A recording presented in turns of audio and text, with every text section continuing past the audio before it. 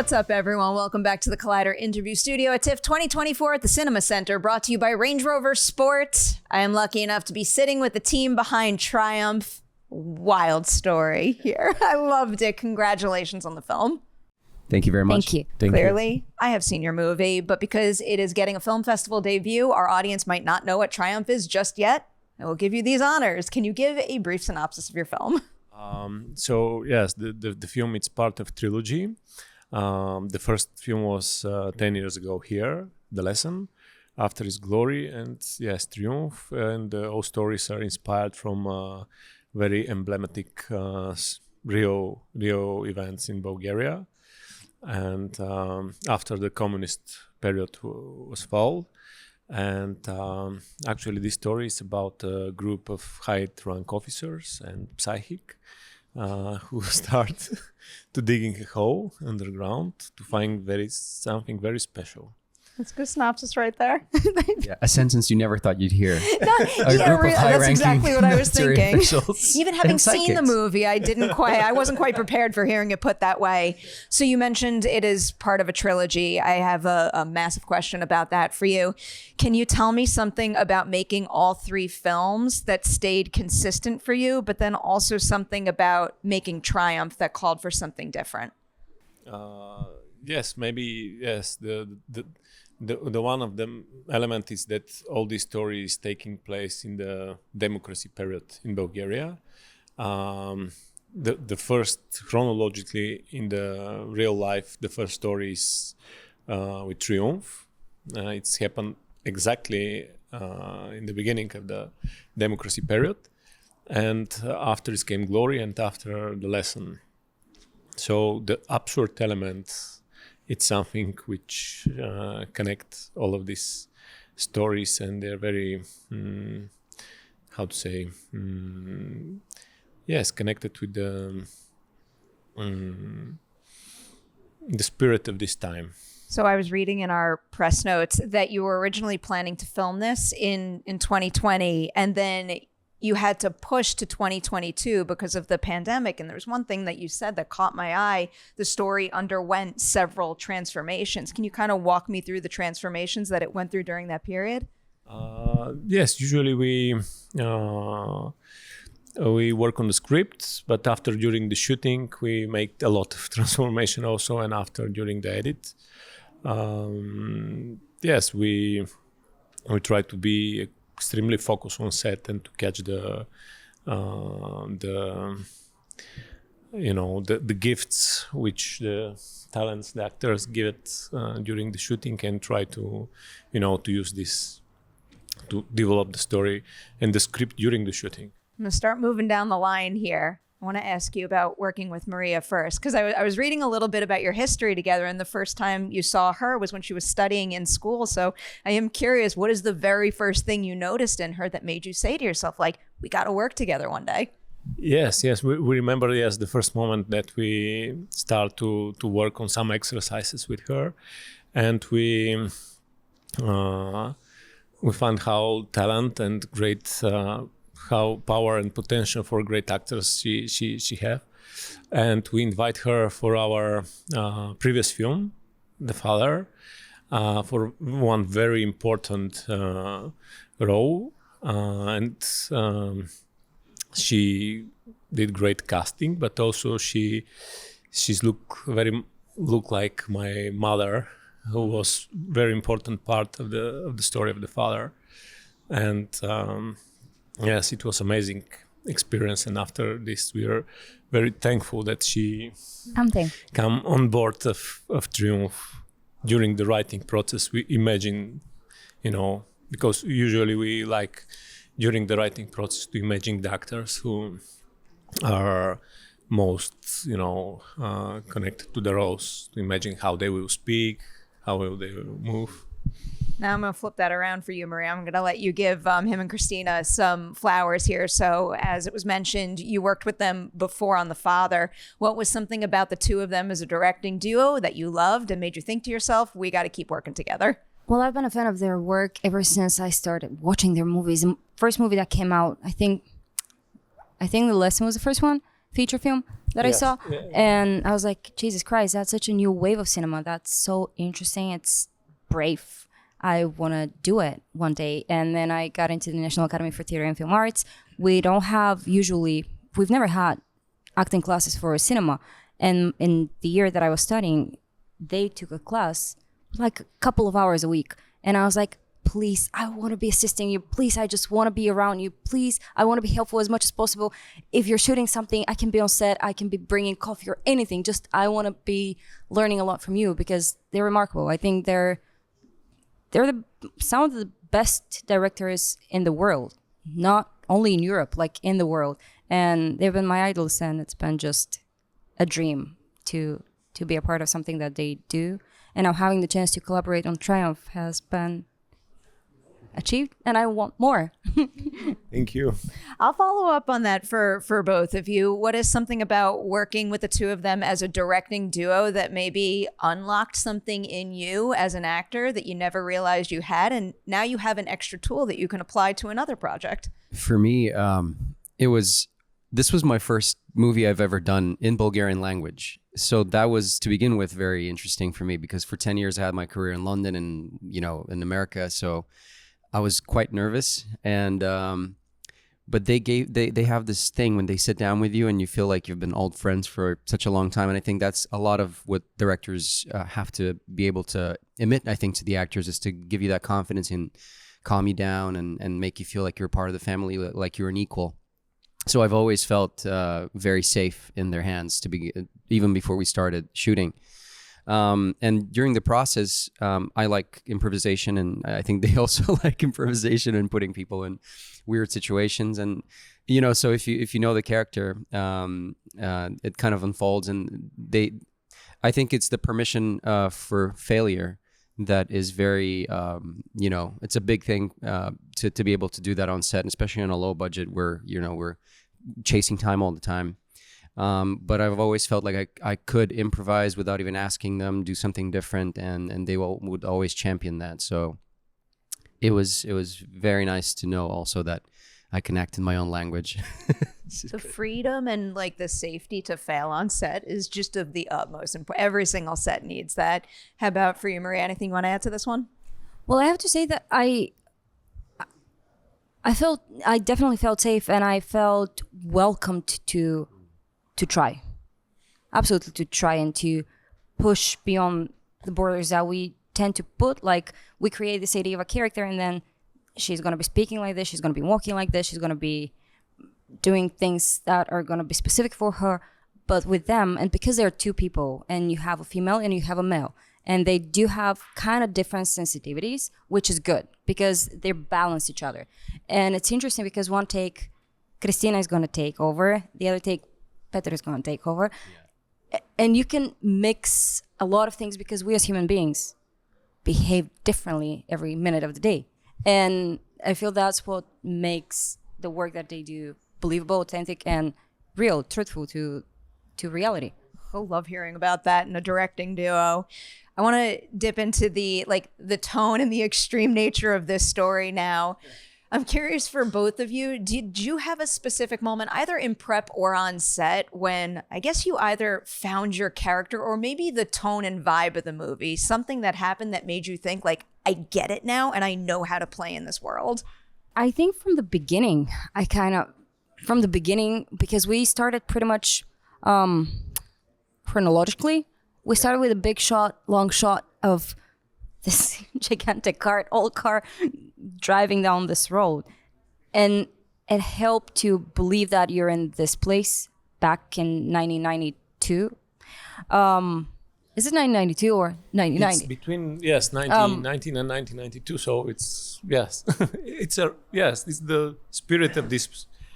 And because it wasn't like a large, huge team of people, but a lot of people that were just dedicated and wanted to do gigantic things for the movie. And we had this huge hole on the ground that felt real. And when you look at ourselves, which is such a method thing in a way, that we're these filmmakers that want to do this movie inspired by a real story, and we're here digging a hole underground as well. And being serious about it and believing in it, which is absurd. I felt like, okay, so here we go. We're gonna do this. They were amazing, and with Love with Kristina, when the actors surprised us, and it was a plenty of surprise moment with them. So we are so happy. Well, I'll follow up to get a specific example. Can you give me a time on set when one of the actors did something that exceeded your expectations for a scene, and now our viewers can look out for it when they see the finished film? For example, one of the favorite scene for us is it's near to the end between them, but maybe I will spoil if I explain more. But the chemistry between them, and they were so organic, and they provoke each other and bring something more which is not in the script. And we love this process. I think I know which scene you mean. To give an example of that scene without spoiling the scene, they would just tell us, you want this, you want that. They're opposing things. Do whatever you want to do. You have as long as you need. And we just end up doing like 5 or 6 minute continuous takes of, her trying to get what her character wants and me trying to get what my character wants under the circumstances that we're given. So it was really like, so alive and like theater, really. Like a dance, like back and forth there. It is a dance. Riveting. Yeah, but there are a lot of moments. He's right. There are a lot of moments, like some of my favorite moments, some of the funniest moments have been just happening in real time. Like we had a moment, the one that we just released, the first clip of the film. This happened on the day. And when you think about it, you imagine of these army people being very serious, very on point about everything. And this is the reality that they're doing. They're like crawling on the ground and doing exercises how to not get deactivated. Or like they don't have signal today, and they're just gonna have a party. They're gonna dance and they're gonna eat. And it's like, okay, so this is a triumph. This is a mission. I think what's very meta for that scene as well, that was just released as a clip, was I think Margita Gosheva, the actress who plays Pirina. Incredible performance. Right? I think she came up with all the exercises herself, right? Or no? Yes, her task was to prepare. Yeah. Yes, but so nobody knew what to expect. Like all the actors on set had no idea, and it's very meta to watch them because they're also uncomfortable doing it, not just their characters. So it's very funny. I love that. I wanted to make sure to carve out some time for the two of you to talk about your production company, because I get really excited in this industry when, people wear multiple hats and they feel the inspiration to shepherd films they believe in different ways. You guys have 5 Oceans. Kind of wanted to start at the very beginning, because another part of this industry I like is when two creatives find each other and realize they have just found a long-time collaborator in the other. So can you each tell me something about the other that you appreciated about them as a creative partner and, made you think to yourself, like, this is someone I want to continue forward in this industry with? We got the privilege to meet each other back in 2019 when there was this open call about a movie that nobody knew was going to be about, called Borat, subsequent movie film, because this gentleman posted a Facebook status, like, quote unquote, we're searching for a lead actress for a big Hollywood movie. Send us all of your details, record something, and hypothetically, we're going to fly you somewhere. Unfortunately, we're not able to say what's the movie about, who's going to be behind the camera, nothing. Just put yourself on tape, and one day you might end up in a different country. And I did it. And I met him. And I did it because I wanted to meet him, because I knew he is a Bulgarian artist who lives in England. And I was like, oh my God, maybe he's going to help us get a movie that is a co-production between England and Bulgaria with Andrei Arnold or something like this. But it just almost happened to be a different type of movie, an incredible movie that changed my life tremendously. But during the whole process of thing, I found out that I can really count on him, not just because he is from my country, but because he's creatively incredibly focused and knowing what he wants to do, knowing how to build a platform for people like me, people like him, people from our region of the world, and shine light on that places. Because we have really talented people, and somehow they never get a shot, they never get a chance to work internationally or to bring productions to work internationally in our country. So I was like, I want to keep this person forever. And That's on my side. I don't know what you're going to. It makes me so happy. Aw.